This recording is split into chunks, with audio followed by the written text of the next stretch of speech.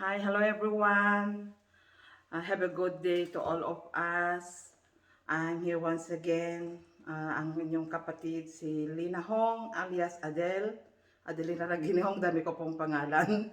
But anyway guys, andito naman po mulit ako para sa inyo upang ipakita ko rin po yung how to make kimchi in Korea. So, I prepare for kimchi is one of the kimchi in Korea. Ito po yung mga specialties nila. So, ang aking gagawin po ngayon ay yung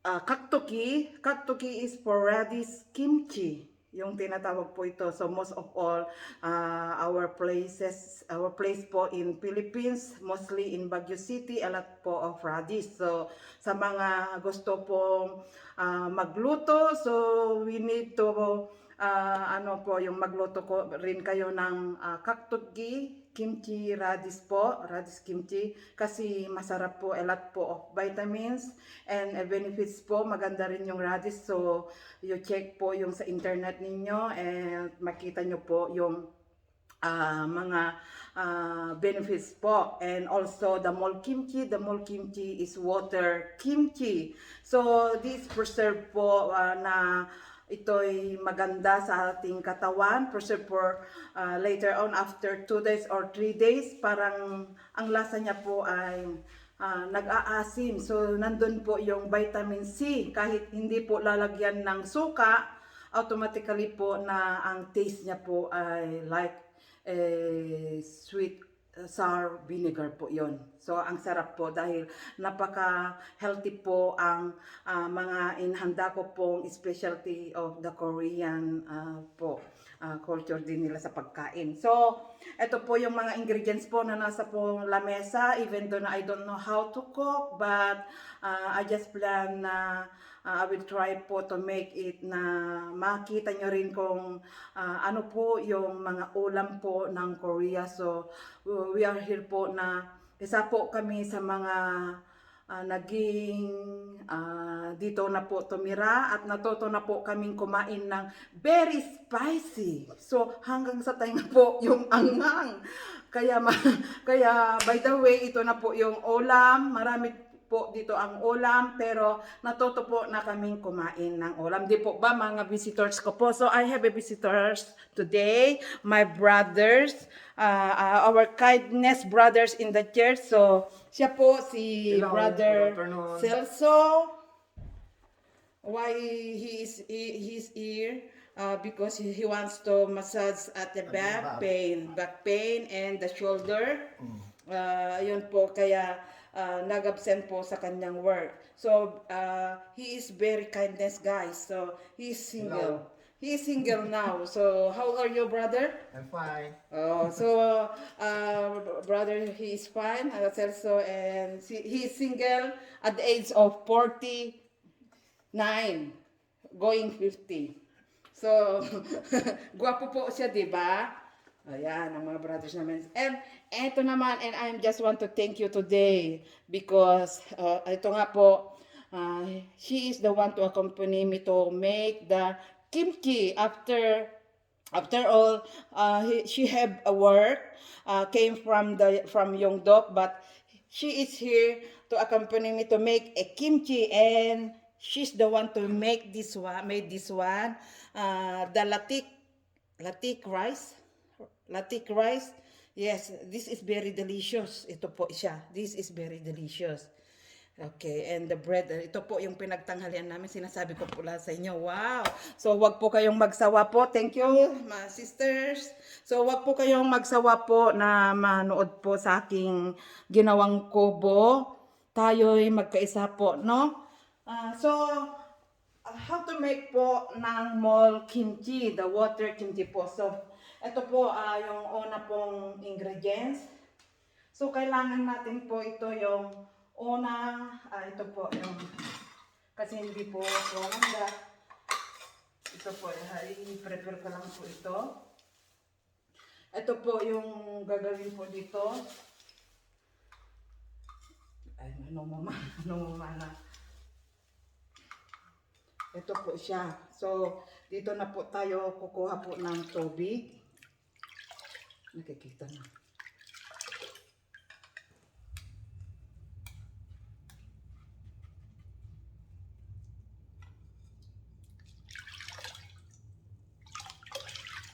Ganito po.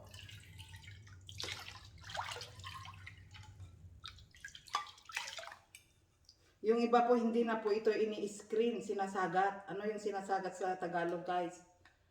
Ano yung sinasagat sa Tagalog? Sinasala. Sinasala? Yung iba po, yung mga gumagawa po ng mall kimchi, hindi na po nila sinasala. Kaya ito, I will try kasi magaspang naman yung kucho karoda spicy powder. So, kailangan yung mas malinis po na trabaho at makikita rin yung kagandahan ng trabaho at sarap, di po ba? So, kung kumpleto rekado, yun, yummy, yummy. So, ito po siya, ganito lang po. Ito ay, pag hindi ko po itatapon, ilalagay ko po doon sa kimchi, sa another kinds of kimchi, sa radish kimchi po. So, ito na po yung kalabasan. Mahirap po ang gumawa kasi a lot of preparing how to make po. So, ito na po yung kalabasan, ito yung kimchi, and then the fresh kimchi, fresh spicy, ano yung tawag yun? Sili? Pepper. Oh, okay. The chili pepper, pwede na po itong fresh na ilagay. Yan po.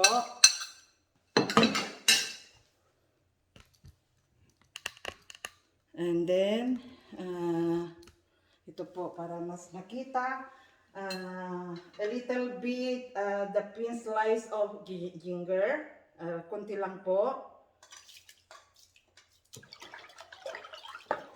And also the garlic and beans slice also, little beans slice. And the onion, beans also slice like this. The same procedure, the first vegetables na sinabi ko. And then, ito po yung blended for pears. Ito po, na-blended po ito sa pears po ito. Lagyan din konti. Kapari kasi para sa kaktugi po yon. And yung sorghum, yun po ang hindi ko po nakuha. So ito po yung una po nating ilalagay. Ito po yung water. Hindi ko po alam ito, minari. Ano ba po ito? Sorry po guys, hindi ko alam po yung English. Pero sa tawag po sa Korean, ito po yung minari. Minari po. So hindi ko po ilalagay lahat kasi marami po. And then I prepare this one. This is the cabbage. Cabbage po ito. And the carrots. And the other one is mixing these kinds of vegetables, the pears, the onion, and the radish po. So ito, pinagmimix ko na po sila.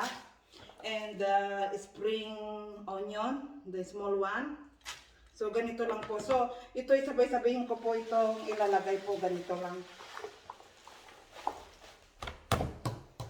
So ang dami ko pong ginawa para po sa, because nag-open na po yung aming misa sa church, ay kahit po hindi natin ito menu po recipe sa ating bansa sa Pilipinas, gaya po ng sinabi ko, nandito na kami sa bansang Korea, kaya eto na po yung kalabasan namin, kumakain na po kami ng kimchi.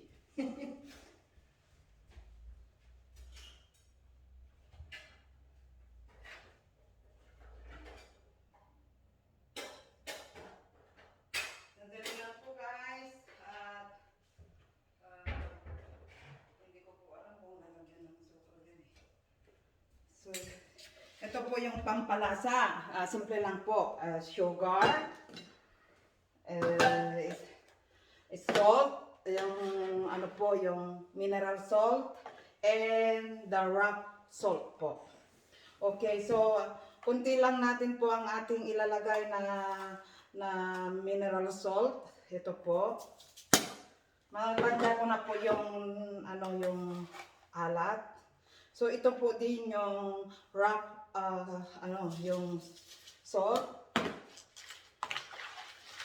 At ito po lagyan natin with a little sugar.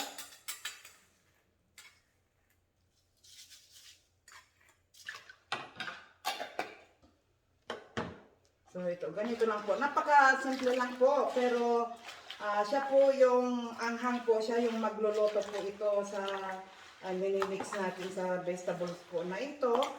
After maybe tomorrow, nag-change na po yung taste niya to become sour po, na masasarap po siya. Kaya ito na po para ng, ano ba yun,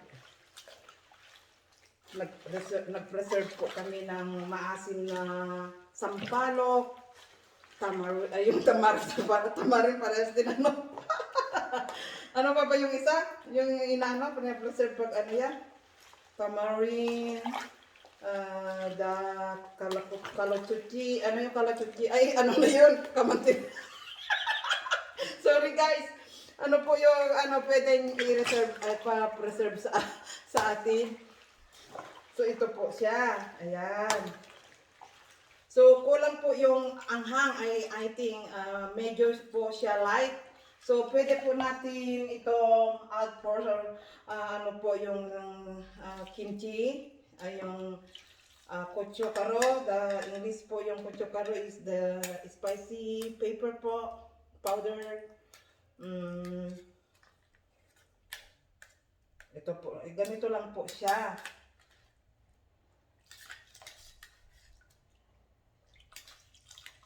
So mahirap po yung gumawa, pero sakripisyo lang po kasi ano po ito, very ano po yung a lot of vitamins po, especially vitamin C. So napakaganda po sa katawan. So sa lahat po ng mga manonood at gusto ninyo itong gawin sa inyong tahanan, ito'y nakaka-budget po kayo na for serving po lang po sa mga gawin ninyong mga ingredients. Pero ano po ito, matagal na po nakakainin ito kasi marami po ito, kaya matagal po ito, nakaka-budget po tayo.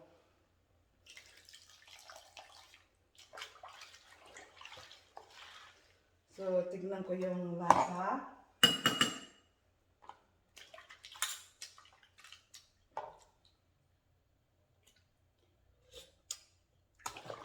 Kulang po ng alat. So, yung alat po, ito yung dadagdagan ko po konti. Kunti lang po. And, yung minerals, ito po sogom. Sogom, yung ano ba yun? Mineral salt.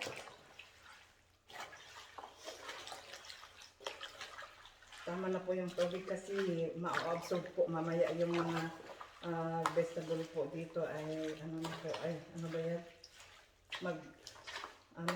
Ano ba yun? Yung Tagalog? Wala na. Sorry guys, hindi ako marunong mag-Tagalog. Tulungan niyo po ako. Even though in Ilocano or English po, hindi po ako marunong. So, please be understand me what can I saying here in my kapamilya ko, Bunatin. So, I hope na okay lang kayo guys. Ayan. Tama din ng anghang niya.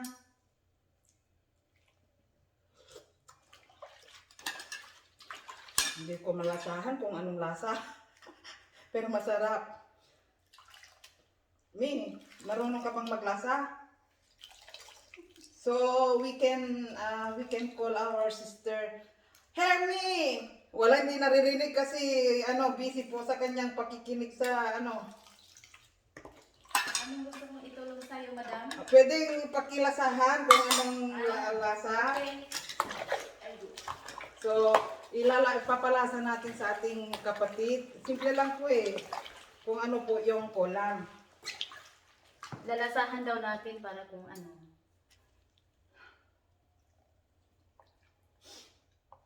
Ano? konting ano lang. Kunting, anong ilagay ko? Mm. Sibuyas? Or yung pears? Lagyan mo kayo. Yung, ayan ay ano, anchovy. So, ito po, konting pears daw para may tamis-tamis. So, ito konting ano daw, yung kailangan daw ng patis para daw masarap. Okay. So, sugar nun. Tikman natin ulit.